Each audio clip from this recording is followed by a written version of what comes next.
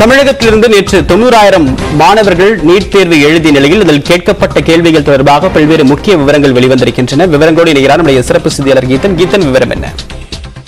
நடைபெற்றிருக்கக்கூடிய இந்த நீட் நுழைவுத் தேர்வை பொறுத்தவரையில் என்சிஆர்டி பாடப்புத்தகங்களிலிருந்தும் அதே போல நம் தமிழ்நாடு மாநில பாடப்புத்தகத்திலிருந்தும் கேள்விகள் கேட்கப்பட்டுள்ள விவரங்கள் தெரிய வந்திருக்கின்றன. அதன்படி கடந்த ஆண்டுகளை போலவே இந்த தமிழ்நாடு மாநில பாடத்திட்ட புத்தகத்திலிருந்து 165 கேள்விகள் கேட்கப்பட்டுள்ளதாக தற்பொழுது தெரிய வந்திருக்கின்றன. மொத்தம் மாணவர்களுக்கு 200 கேள்விகள் கேட்கப்படும். அது 180 கேள்விகளுக்கு மாணவர்கள் விடையளிக்க வேண்டும்.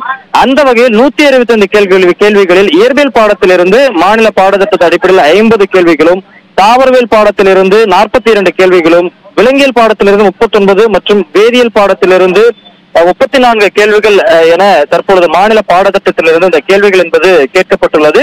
எனவே பெரும்பான்மையான கேள்விகள் தற்பொழுது மாநில பாடத்திட்டத்திலிருந்து கேட்கப்பட்டுள்ளதால் மாநில பாடத்திட்டம் என்பது நீட் நுழைவுத் தேர்வை மாணவர்கள் எதிர்கொள்வதற்கு உதவியாக இருப்பது தெரிய வந்துள்ளது. கடந்த ஆண்டுகளிலும் இதுபோல பெரும்பான்மையான கேள்விகள் மாநில பாடத்திட்டத்திலிருந்து இடம்பெற்றன. இந்த ஆண்டும் அந்த வகையில் மாநில பாடத்திட்டத்திலிருந்து ஏராளமான கேள்விகள் கேட்கப்பட்டுள்ளது தெரிய வந்துள்ளது. விரிவான தகவலுக்கு நன்றி கீதன்.